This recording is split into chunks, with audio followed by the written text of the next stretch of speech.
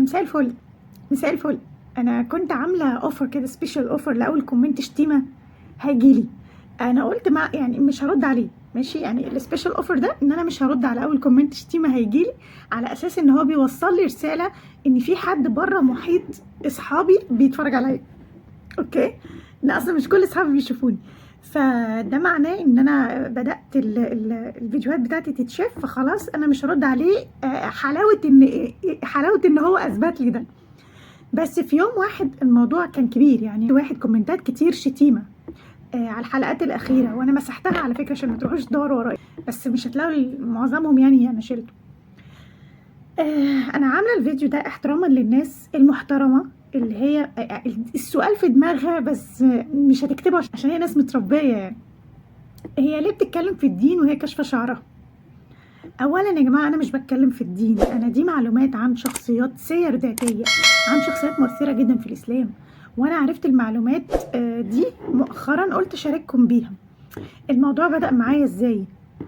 الشيوخ يا جماعه والفقهاء عندهم وجهه نظر كده، هي محترمه وتحترم يعني وكل حاجه، بس بصراحه لا، مش مناسبه معايا خالص.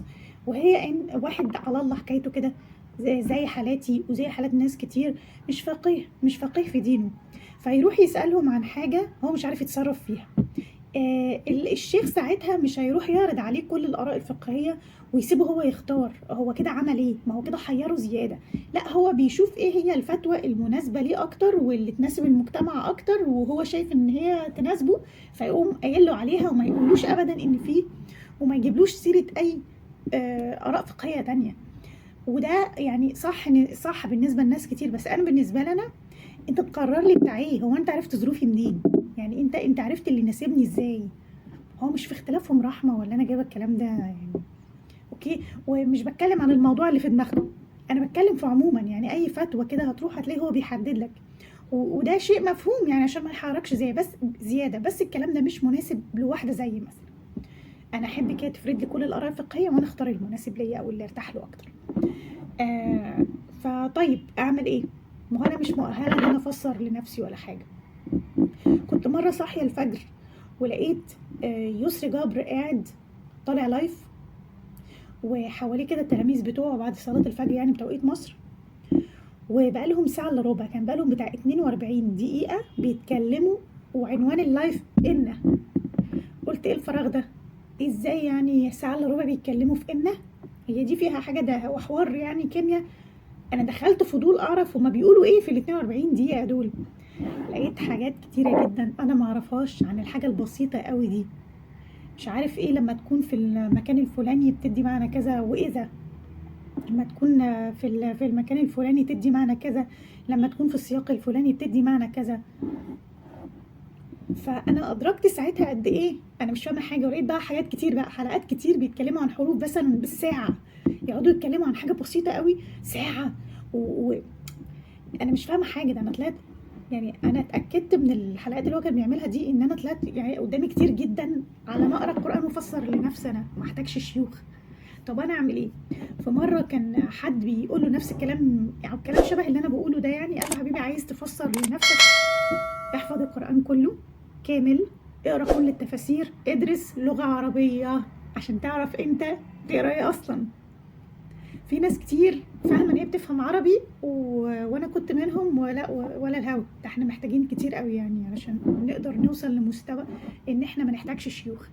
الناس دي درست سنين، قعدت طول عمرها بتدرس بتدرس بتدرس بتدرس، فاكيد هم يعرفوا اكتر مننا.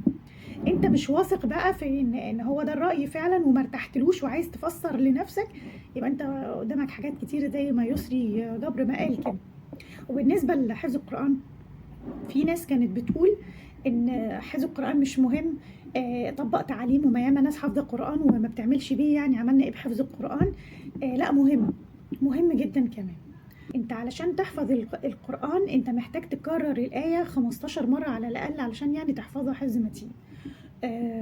ومحتاج طبعا تعرف الظروف التاريخيه اللي نزلت فيها الايه والتفسير. محتاج تعرف حاجات كتير، واصلا كل مره بتقرا فيها الايه عشان تحفظها هتلاقي حاجة جديدة ظهرت قدامك. سبحان الله، دي من معجزات القرآن، يعني ان انت مش هتعرف تمل منه، لان انت كل مرة بتقراه بتكتشف فيه حاجة جديدة. سبحان الله. وبالنسبه كمان فالموضوع مهم وهيضيف لك كتير جدا. واللي عايز يحفظ قرآن في بقى قناة مش هتلاقوا في اللي بتقدمها غلطة، يعني هي فيها كل المواصفات اللي ممكن تكونوا حاطينها للبني آدمة اللي تتكلم عن أي حاجة تخص الدين من قريب أو من بعيد. هحط لكم اللينك بتاع قناتها تحت الفيديو ده، وهتروحوا هناك ماشي هتشوفوها. لو فعلا انا عندي حق والبنت دي ربنا يفتح عليها ما فيهاش يعني غلطة، بسم الله ما شاء الله، بتشرح روابط الايات ببعض، فاللي بيعرف يبقى فاللي داخل يحفظ، وخصوصا اللي بيحفظوا على الكبر دول بيبقى الحفظ بتاعهم يعني شويه صعب، ما بيعرفوش يحفظوا طبعا من غير ما يفهموا كل حاجه، وده الافضل. فهي بتساعد قوي اللي عايز يحفظ ان هو يحفظ عن فهم، وبتقول كل السياق والظروف التاريخيه اللي نزلت فيها الايه بطريقه حلوه جدا وزي الفل، فيها كل المواصفات اللي محدش فيكم هيعرف يتكلم عنها نص كلمه. عجبتكم القناه؟ يبقى انا هو في جزء من كلامي صح، نرجع بقى ونسمع ناخد الكلام اللي يدخل دماغنا والمعلومه صح فيه، ولو لقيتوا حاجه تانية مش صح ارموها في الزباله. بالنسبه للناس اللي بيعترضوا اصلا ان انا بتكلم في حاجه زي دي، اسالوا اي شيخ من شيوخكم، اي شيخ مهما كان متشدد، هل يا سيدنا الشيخ في معايير معينه للبني ادم اللي بيتكلم عن الشخصيات الاسلاميه او عن اي معلومه دينيه؟ هيقولوا لك المعيار الوحيد المعلومه صح ولا غلط، مفيش اي معيار تاني. فيعني مش هنخترع احنا. الذين يستمعون القول فيتبعون احسنه، يعني ده للناس الكفره. يعني انا مؤمنه وموحده بالله الحمد لله، يعني اسمعوا الكلام ولو مش عاجبكم في الزباله. يعني في ناس بيكون جواها كده، في ناس ومعظمهم ستات بيكون جواهم غضب او غيظ من فكره ان الرسول عليه الصلاه والسلام اتجوز اكتر من واحده، ويعني يعني هل ربنا ما كانش عارف ان هيطلع لنا يعني مثلا خبؤات زي اللي احنا بنشوفهم اليومين دول، مش فاكرين اي حاجه ولا فاهمين اي حاجه من لا الرسول كان بيعملها ولا من الدين ولا من الشرع غير مثنى وثلاث ورباع، حتى ما كملوش الايه وعايزين يقولوا ده الشرع. هل ربنا ما كانش عارف ان في ناس هتستغل ده في ظلم الست اللي معاها او تقهرها؟ اكيد ربنا العدل، يعني مش في حاجه في الموضوع ده مغيظاهم مضايقاهم وساكتين علشان ما ينفعش يتكلموا. انتوا محتاجين تسمعوا السيره النبويه. انا كنت للاسف في الموقف ده، طبعا كنت ساكته خالص لان انا عارفه ان الغيظ ده نابع عن جهل، ان انا ما كنتش اعرف حاجه عن السيره النبويه، فساكته قلت يمكن لما اعرف اطلع غلطانه يعني في احساسي ده، وده حقيقي.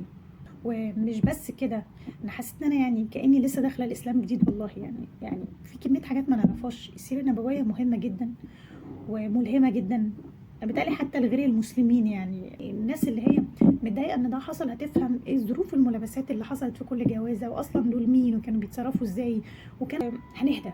يعني الناس اللي متضايقه من الموضوع ده هتفهم فهتهدى. وبعدين يا جماعه يعني انا على فكره الحلقات اللي هي بتبقى سير ذاتيه دي انا بتعب فيها جدا. يعني ممكن احضر الحلقه من مصادر موثوقه، اقعد ادور اصلا على المصادر واقعد اكتب الحلقه بتاع 18 صفحه، واقعد بقى اقسم وارتب واشوف انا هبدا الحلقه ازاي وهقول ايه، واقعد احفظ لان انا يعني ماليش قوي في المونتاج والتقطيع كتير. فيجي بعد كل ده الناس كل فارق معاها ايه، كشف شعرها ولا محجبه؟ يا اخي تكلاتك امك، يا اخي تكلاتك امك بقى، ما تنرفزوناش يعني اسكتوا. يعني لو مش عاجبكم سيبوني. لو انتم شايفين ان بتنصحوني يعني مفيش حد بيتحجب علشان كتب له كومنت اتحجب. في ناس بتتحجب مثلا لما انتوا تدعوا لهم وانتوا بتصلوا، مش على الكومنتات. متفقين؟ لو عجبتكم الحلقه ما تنسوش تعملوا لايك وشير. سلام.